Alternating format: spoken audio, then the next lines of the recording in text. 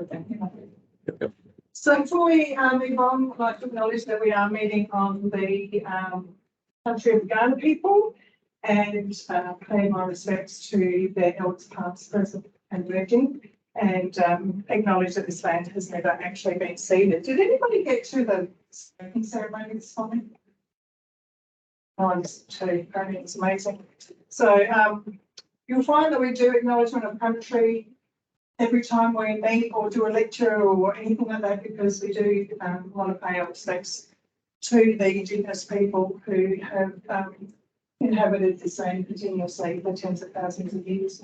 And you'll find different people will use different approaches when they do their acknowledgement of country. Some people will use the Flinders official one. Personally, I tend to get different ones from different education settings, so that because I believe that you make it personal for your audience. So when you are in schools, you'll find that you'll need to make something that makes sense to the age group that you're working with, so they can actually count this and build their own model as well. We're starting to get more Ghana signing done, which is really lovely. So here we are, we're launching orientation 2023, and it's really lovely just to see so many people on campus. Thanks.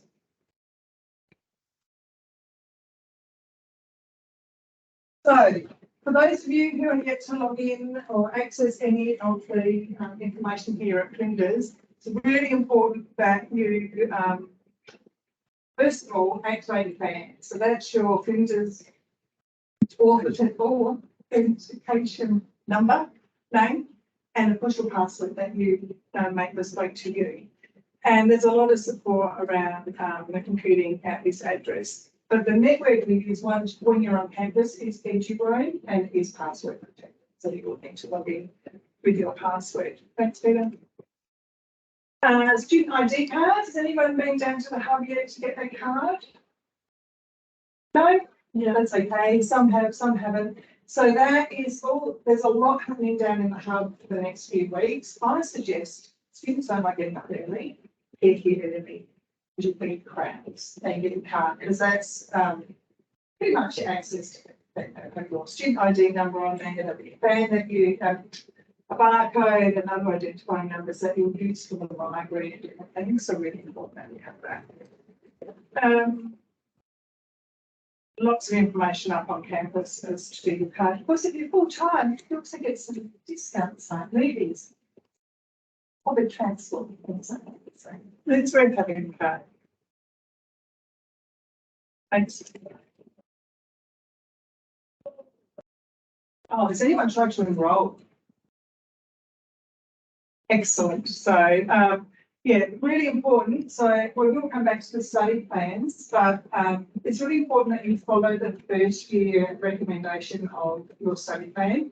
We have had some students that go on a create your own journey, and it creates a whole lot of problems for you in the future if you do that. So for whatever reason you can't study full time, it is best to help with the study plan, and that will usually come from Jeremy Elena's team. And if it's a little bit tricky, it will come up to me to have a look at. So we would rather ask for help and assistance than go off and just, oh, that sounds nice, I might try that this semester. That fits with my schedule. I'll do that this semester. It doesn't work in the long run. We've had students say another year or 2 degree. So I'm sure most of you will get in and out with the each year. Thanks. So the course rule, basically, you've got the course rule in front of you. So you'll find that a lot of topics as we move down through the years, there'll be prerequisites that you will need to meet. So if you go off the plan, you won't be meeting those prerequisites and you'll hold yourself up. Professional experience is a really important one. So if you're not following the plan, you might not be able to go out with professional experience, or you might have to wait a whole year until you've met all those requirements to be able to go out with professional experience. So it's really quite important that you understand that rule.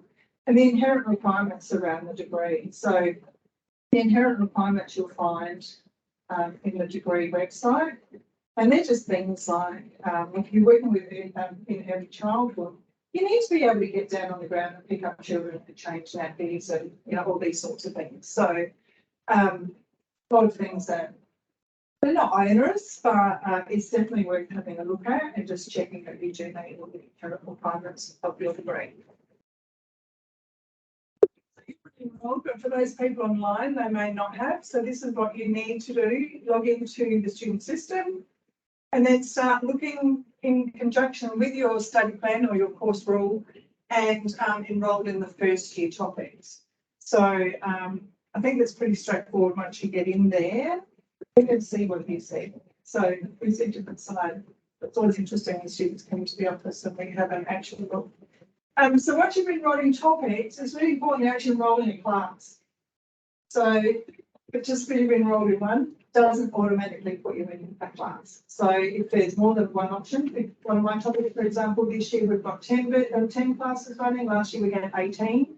You're not in the class, you don't end up having a tutor who, you know, you can then easily contact and speak with and just meet people. It's important to meet people. Make sure you save. Don't spend all that time in there and forget to save. Thanks, Megan. So this is new to us, is the unique student identifier. So if you haven't already activated or gone looking for your USI, you will need to do this and you'll need to do it pretty quickly because come a certain date, which I think sets a date, so week 4 of semester, you'll automatically be unenrolled. So that is not something we have any control over. This is something outside of the university. It's an Australia-wide government initiative. And this number basically stays with you forever. So if you go on and do a master's or a doctorate or whatever you might, you know, go down or change degrees, this number will follow you. So just I just say as well, because it's a 2-stage process, you get your USI from the website from the government there. You also have to go onto the site to tell us your USI. It's a 2-stage process. that's why you're here. Right, so in education, so secondary, you might be working in the campus online learning environment. For all the EDUC coded topics, we are still in what we call flow, blended learning online. And this is our learning management system, and everything, all of your topics will be, you'll have access to all of your topics, and the individual to the topics once you're enrolled. And so once you're enrolled, you get all the information about the actual topic, the assessment requirements, the breakdown of week by week. So at the moment, we're one topic started early, so we started last week. So we're entering week 2. I always have a week ahead open for students to look at, so they're not too overwhelmed. But everyone does it differently, but the format should be the same in every flow site. And as we transition into Canvas, which I believe will be next year for the education teaching team, it will be a very similar system, but of course it will have its own idiosyncrasies that we're all going to get used to. So within Flow, you'll find lots of different support to help you that is already populated outside of your enrolled topics. So it's really useful to have a, have a navigation around there because you're all enrolled. Pop into your topics that start next week and just have a look, see if there's any pre-reading you might need to do before lectures and workshops start next week. Probably that might be the first years they want to break you a little bit more gently than first work to do straight away. Whereas my other students, we've heard they can watch a lecture, post a response and do a reading before their first workshop. So it's going to vary depending on the year you're in and the topic that you're undertaking. So I guess the key here is being organised, scheduling your diaries when you're studying, when you're working, when you're going to the gym, socialising, sleeping. And for a general semester topic, which is what you will all be encountering, it's roughly 9 hours per week, per topic per week, that you're expected to undertake and study. We won't necessarily need that every week, but there will be some weeks when you've got something that's due that you definitely need to spend that time. Parking, so this week it's free, so you don't have to worry about that. But in the future, if you're bringing your car on site, there is a permit that you will need. You download the app and remember to log out. You will only be charged for hours that you're here. And it clocks in, that starts at 9 o'clock. So we have 5 to 8 workshops, and a lot of our students choose those because parking is free. Parking can also become, and should be interesting this year, our first year, really bad. There's a lot of pressure on our car parks from about 10:30 onwards, so it pays to get here early to find a car park if you need to. We've got the train that comes in by the medical centre, and there's a bus that will bring you from the train station up to campuses. And there's also a loo bus that joins Tonsley, Sturt right down the bottom, and the top campus. So there's a bus that will go around to if you need that support. And of course, there's buses that come in, and they come in just by the hub. So there's a road that comes up there, and that's where the buses stop, and then you can make your way up the hill, either in a loop bus or by walking. Have you got any questions? And Tonsley even has a driverless bus now. Yes. This is the innovation centre. Where the old like Mitsubishi used to be. So our Tonsley site's the innovation centre, and they're trialling a lot of things. And one of the things they're trialling down there is a driverless electric bus at the moment. So as you can see, it's a lot of money that's available in scholarships, and it's really worthwhile popping onto the scholarship site to see what is available, what the purpose behind them is, and if you qualify, go for it. Someone's got to get the grants, and the mates will be good. So they'll help you with your study. We also, with our placements, so our professional experience placements, if you go into the country, there's varying levels of financial support for those placements as well to help you with transport to get there, and possibly housing. It tends to change all the time. So what happened last year might not be happening this year, but certainly the Department for Education is doing a lot in the rural regional spaces. So we strongly encourage you to do a country placement if you are in a situation where you can. And as you can see, the closing date's only a couple of weeks away. We're really big on safety here. So if you experience or witness something that is unsafe, we really encourage you to report it. Because we want everyone to be able to come here and feel very welcome and that sense of belonging. And if you're feeling unsafe, obviously that's not going to be something and it'll keep you away. So, we learn best when we're working in a social environment that we feel welcome. So if you see anything, experience anything, hopefully you never will, but if you do, report it or come to us if you're not sure. So there's always a staff member that can in that space as well. So we have free health counselling and disability services. So if anybody here requires a disability access plan or a carers plan, if you look after siblings or parents or somebody, you can access what we call the carers or disability access plan.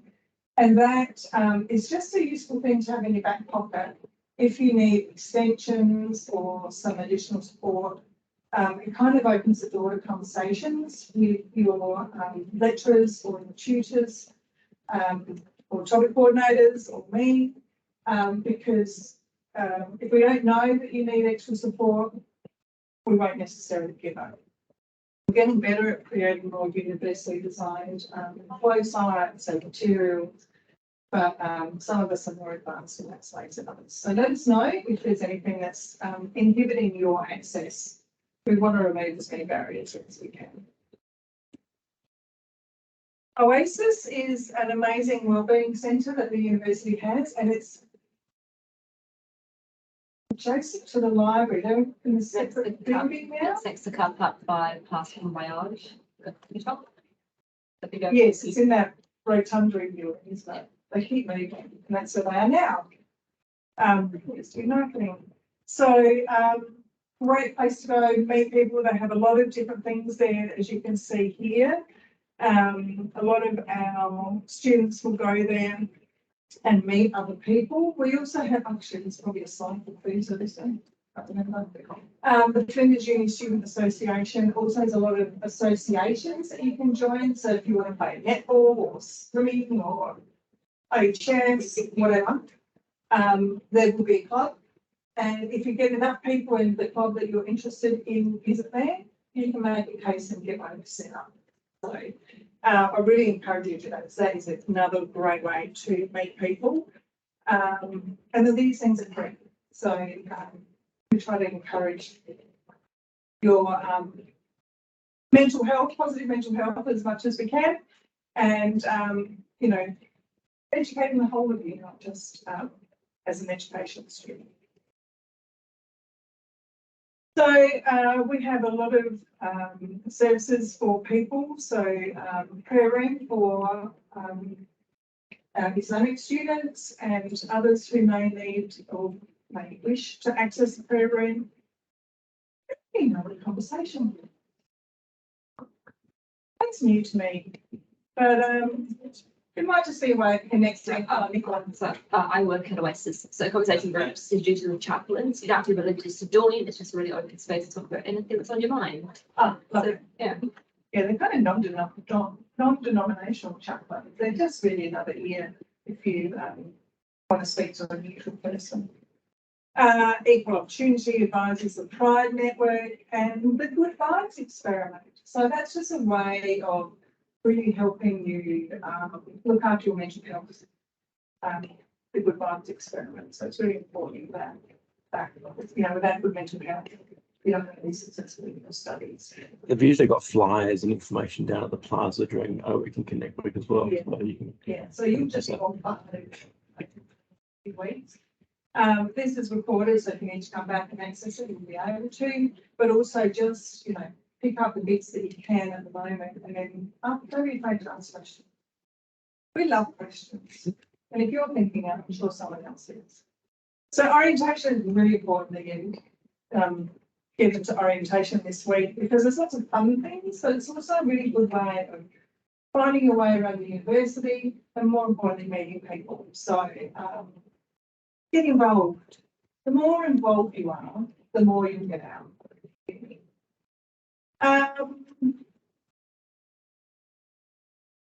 It's either finding your way, orientation topic, we need to undertake on the flight. So again, it's useful to spend the time to just go through these activities. There'll be some things in there that you have to do, like the academic integrity training. So that you understand what it means to maintain academic integrity, which means you don't get in trouble for copying other people's work or even copying your own work. So there's support for everything. Support for writing, for numeracy if you need it from the Student Learning Lounge. There's support through Studiosity for academic support, and that's a 24/7 online support, so you can access them. So navigate your way through flow. It's worth spending time and finding out what we do to make the learning experiences accessible and enjoyable for everyone. Thank you.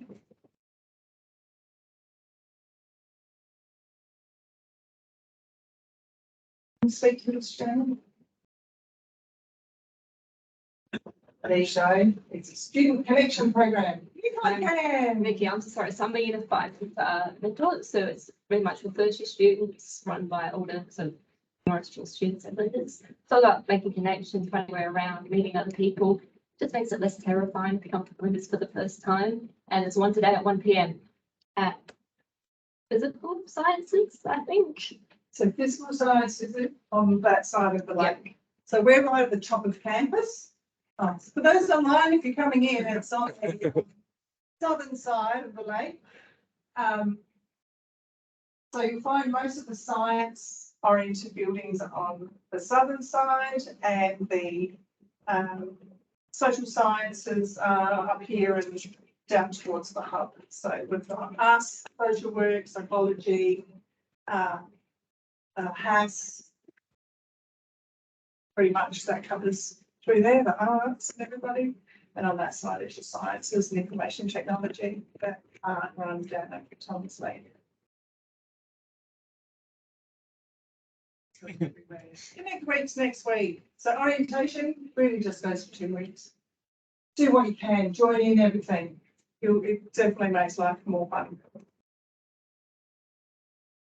And here's some things you can be doing. Quiz nights. Actually, they often do quiz nights in the tavern.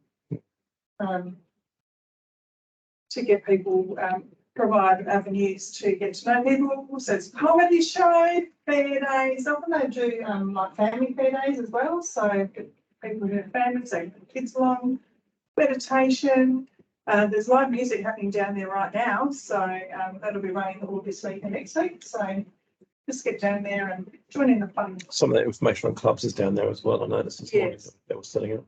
Yeah, and there'll be a lot more next week. So there'll be different things happening each day, different information. So just because you think you've seen it today doesn't mean you've seen what's there tomorrow, next week. Ping comes across, is it just Flow? That's the only place I see it. It's an email. Okay, so we don't see that. So keep an eye on your email, really important. So if I send an announcement out to my students, it will go into your email. So there's no excuse for ignorance. People might try to feign it, but it doesn't work. Ping, we send out lots of information. So at the moment, there will be things around the unique student identifier, for example, providing support around how to access and then activate that. But there's often different things that will come through Ping. We've got Unify happening. There's FUSA, so there is a little bit here about FUSA. So FUSA are also there if you say, I've become very unhelpful and a big roadblock to your future study. FUSA are there. So they can act as a third party to help negotiate away. So take them when that happens. They're there if you need them. Okay. Now, our degrees. So we've got 3 in the IES specialisations, so inclusive specialised education degrees. So these will, if you're not sure, you're qualified to work in specialist settings, but also in general classrooms. So you, we think, don't you, Peter, you're better qualified once you get out there than the gen editors. Early childhood or primary, we force your hand and you become, you have a teaching specialisation in mathematics and English or literacy and numeracy, because most of our kids that we are working with, if they're experiencing difficulties, this is where they're going to experience it. So we force your hand and you do more in these areas than the other degrees. Secondary, you get to choose. But your major, you only have 6. So select carefully because your other specialisation is special ed. And so with the handouts, you'll see that the yellow are the specialist topics that we teach in this program.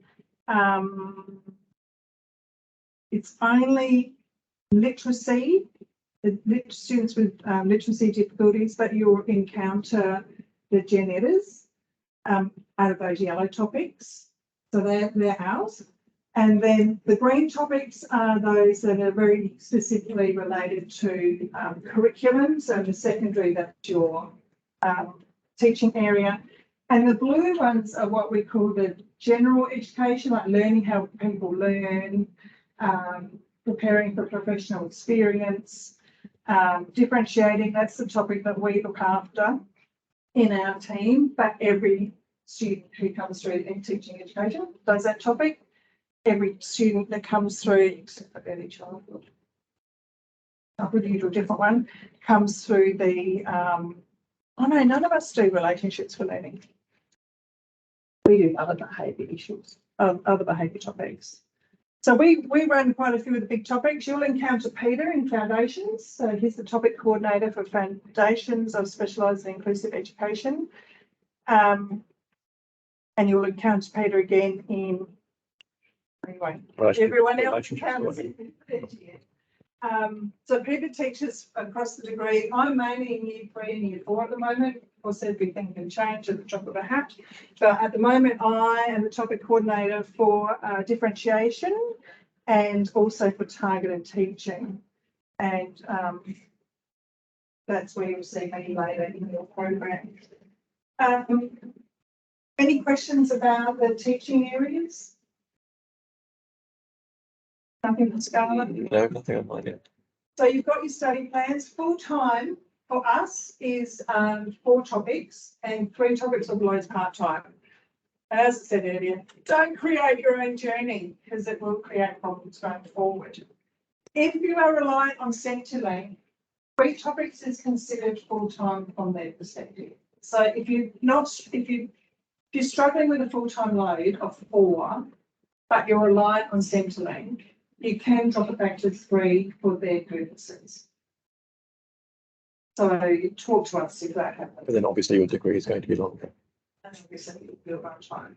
We had an unfortunate situation this year with a student who thought they were finishing their degree, who COVID did create quite a few problems, and she forgot she'd failed the topic. She was wondering why she couldn't graduate at the end of the year. And she couldn't make the final degree. So if you do fail something, which does happen from time to time, it's nothing to be overly worried about in the sense of feeling bad or anything. Life happens and things get in our way sometimes. Talk to us first if that happens. If you think that you're struggling and you might need some support, we'll do what we can. If you're realising before census date that you're not coping with a full-time load, withdraw before then. That means that you won't end up with a debt. Because every topic you take encounters a debt that is deferred for most of us, but you still have to pay it back at some time. So we would rather you withdrew before census and we set in place some support for you. But if that happens, just come and talk to your topic coordinator or me or the support team. So this is the early childhood plan for first year. So if you're full-time, you should be enrolled in these 8 topics. So full-time is 4 topics each semester, regardless of which degree you're in. They're all worth 4.5 units, and we need to complete 144 units by the end of our degree. So here, everyone does multi-tiered or MTSS, as that's called, and complex learners. They're both taught by Raj, and you'll see his picture in a minute. And then the others, well, Peter's in Foundations. The blue 12 play and developing child are both run, and numeracy, literacy and numeracy, are run by the early childhood team. So you'll encounter some of the early childhood students specifically in those topics. Primary, as you can see, they're pretty similar here. Primary changes, it's still reading and maths, but it becomes primary focus rather than an early childhood focus. And 12th, Education, Knowledge and Society is one that all primary and secondary students undertake. And 1243, Understanding and Teaching Diverse Learners. There's a primary and a secondary version, but effectively all students in primary and secondary will undertake that topic. And that also starts to prepare primary secondary students to go out on their professional experience the following year. So you can see there's a bit of a common theme happening here. So this is very similar to the primary. You'll see this is a level 2 topic, and so you're picking up the learning disability topic a year ahead of the other students. That will support you. Penny's amazing. She's got it here. Professional experience. So this is what we call a professional degree, which means you have to go out and get work experience.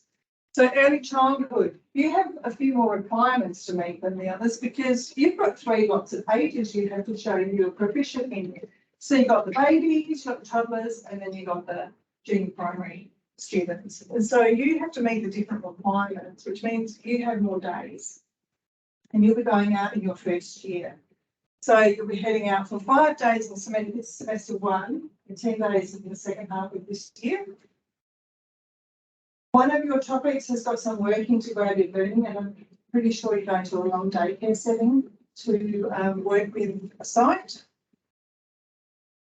I've got generally here because what would generally happen, but depending on schools and COVID or whatever other thing gets thrown at us, it may change. But generally, you'll go into a site, so this is for everybody, the week before the end of term 2, get to meet your teacher, get to meet the children that you're working with, and have a couple of weeks to start planning for when you go on your block placement of 30 days or 20 days, depending on which degree you're in.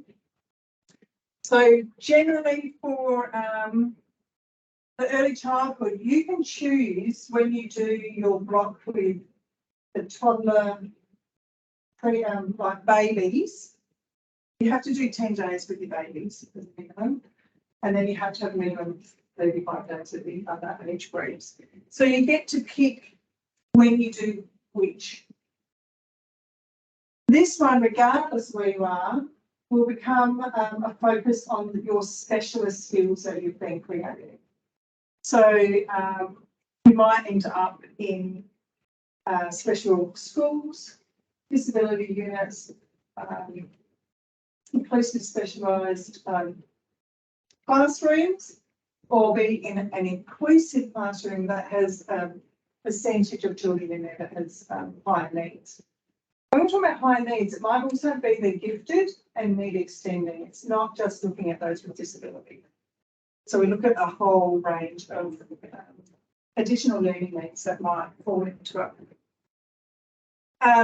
This one for both the 10 days in year 4. So at the moment, our 4th year students are attending school 1 day a week, again, to get to know the kids, get to know the teacher, start to develop that rapport. So when they go back in the beginning of school term 2, they know their kids, they can start to hit the ground running and start teaching from day 1 pretty much. Just we build you into it. You don't have to take the entire week straight up. We do build you into it. And so that will be the same for regardless of your degree. They are generally full-time. If you're on a disability access plan, we can negotiate some leeway. I say some, because you still have to demonstrate ongoing capacity to plan, teach, to manage behaviour, all that sort of thing. So you still have to be there for a period of a longer time, but it just might be it's negotiated out for a longer period. You still have to meet the minimum days. In 4th year, we have some that do, so this is 6 weeks in total. We have some people who do 8 weeks and 10-week placements. So that allows them to have extra time in the school and to really become comfortable, I guess, in a way. I don't know if you ever become comfortable as a teacher, there's always something we're learning. But, you know, just become more au fait with what it means to be a teacher. If you get the opportunity, jump at it.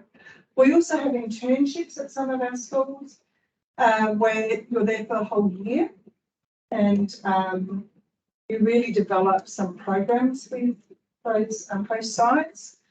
Again, wonderful experiences. If you can do it, like it doesn't suit everybody's, you know, position in their daily lives to be able to do that. When I came through teaching, I was a single mum with 2 kids, so there's no way I could have done an extended placement or an internship. We're hoping that some international opportunities will come up again. So that would be a 3rd year placement, if at all, where historically, so pre-COVID, we had people going into Fiji,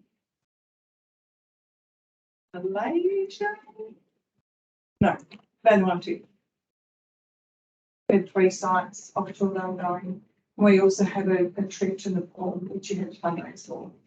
And that was an amazing experience. We'd go right high up into the mountainous country, and you'd be working with the Nepalese and the Tibetans up there, and no facilities, like squat toilets if you're lucky. I think the town that they were in last had 1 flushing toilet. Everything else still like is very rudimentary. So a good way to experience how other people live. So there are some opportunities, hopefully coming back in the future. We have a Facebook group. Now I know this isn't the preferred way to communicate, but no one has given me a better idea where I can push information out around jobs, around professional development, around interesting articles and resources that are bespoke to the inclusive specialised education people. So we've got graduates in this group as well. So I really implore you to access us and check in regularly. So we try to post things weekly, doesn't always happen. Sometimes it could be 10 things in one day, so it doesn't hurry away. But there's a lot of useful information that goes up there. So I know it's not your preferred choice. So if there's some other way I can access everybody, please let me know. I keep putting requests out and no one responds. So until I know better, this is what we're doing. And it's a group, so it's only our people. So I'm not being very inclusive, don't worry. Being exclusive of those who are in the inclusive spec degrees. But you know, the information is relevant to us. And we think it's worthwhile, don't we, Peter? It's a good way to maintain that connection with pre-service teachers once they're early career teachers. Yeah, that's right. So we don't kick you out once you graduate. We enjoy having the board community in here. And employers, there's some employers who are in here. So, you know, it's worth fun. Okay, here's our team. Here's me. So I'm the course coordinator. And Peter, as you can see, Julie McMillan. So she is in the works in the more complex disability side of things. So you'll encounter her in 2nd year, I think, around teaching communication to complex needs. Ryan is also in the complex disability side of our degree. So the 2 of them work really closely together, and you'll encounter Raj semester 1 and semester 2 in your 1st year. And then Associate Professor Kerry Bissica, which you can't see because of the teams hiding her surname. She's a jack of all trades, isn't she? She's just a wonderful source of lots of information. I think this year you probably won't encounter Kerry because she's doing more of the offshore teaching. So we teach programs internationally as well. So I think she's really only doing China this year. So we have some people that only do international teaching, and others of us who do mainly onshore, but we do a bit of offshore as well. Last thing, land type. Has anyone heard of the literacy and numeracy test? So you have to pass this before you complete your degree, and you will have to attempt to have 2 different tests. You will have to have attempted one of the tests in your 1st year. There's a lot of support out here. So grab a hold of this QR code. There's an email where you can ask for support. So Tina is new in this role this year, and she's setting up a whole lot of stuff up there to support you to pass the literacy test and the numeracy test. Do not attempt to do them both on the same day. It's quite stressful and it's really taxing to be sitting these 2, to be sitting right in next door. Yeah, so you have to pass it. You cannot graduate if you haven't passed land type. So you might have finished your 4 years of study and then you're just stuck in this place of nothingness, limbo land, because you haven't passed land type. So it's really important that you do that. The rules are starting to get stricter now that because they introduced this a few years ago and it became retrospective. So there's a heap of people that were in their fourth year or less who had to do this. So there's a little bit of flexibility around when you could do it, but you start to see them tightened up. So really keep an eye on ping, keep an eye on the professional experience sites and any, in your emails. So it's really important you check your emails. A lot of students go, don't read emails. This is the way the university speak email. And then any questions? What degrees do you do? I'm doing early childhood specialisation, like specialised in quiz making. Yeah. Yeah. So early childhood and Oh, she's just in there today. that's cool. So fellow early childhood people. Awesome. So there you go, you've met people already, so it's really good. Does anybody have any questions? I have a question. I know I've asked again, and we've got Lillian Scala online, but we don't have any questions as yet. No, so take that as meaning that everything was clear. It's all just gone 1 year.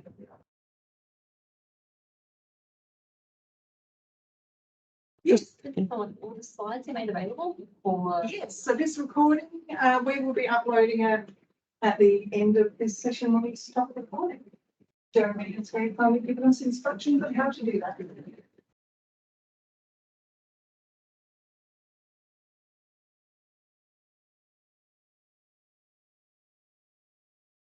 there anything I missed? I mean, just enjoy our week and get to, the more you can meet people that are in your course, the better, because you're making connections, perhaps some friendships that you'll carry over the next 4 years.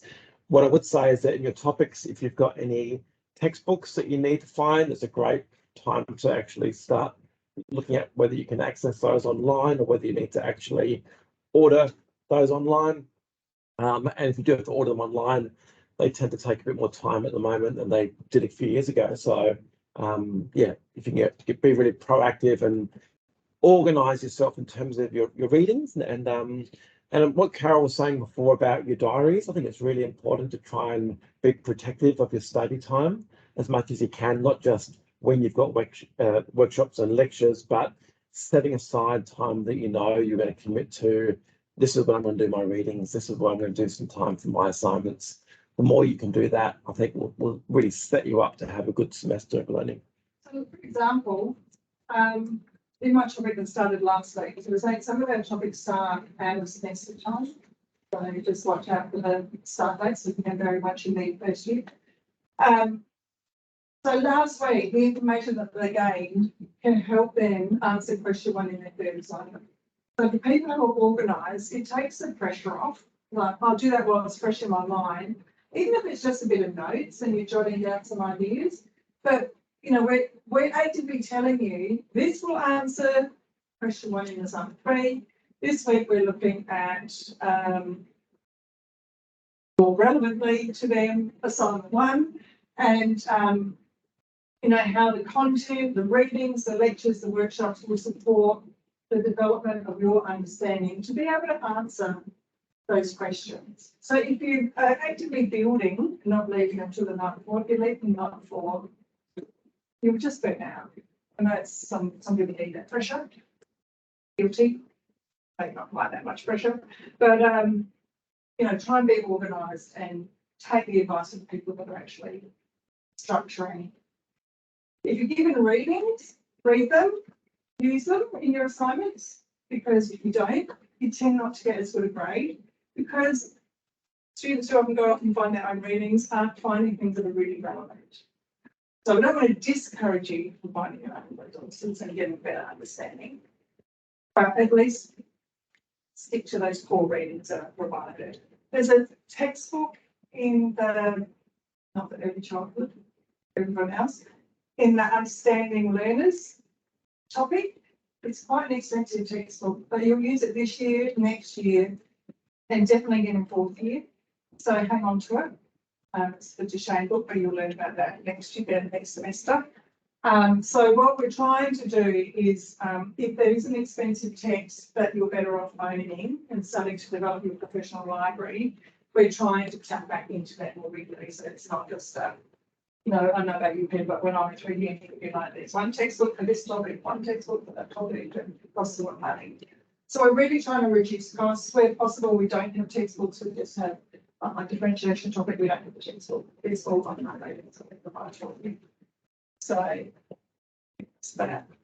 Yeah, because it's lunchtime, isn't it? So the lunch, if you're not quite sure where it is, we're actually quite well located to get to the law courtyard. It's basically when we exit out of this room here. If you go left and kind of come through here, we'll be sitting above the law courtyard. So you should be able to see that space will set up for you.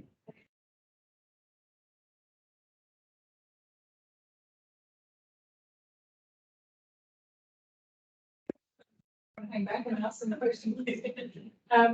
We need to stop the recording. Thanks, Peter.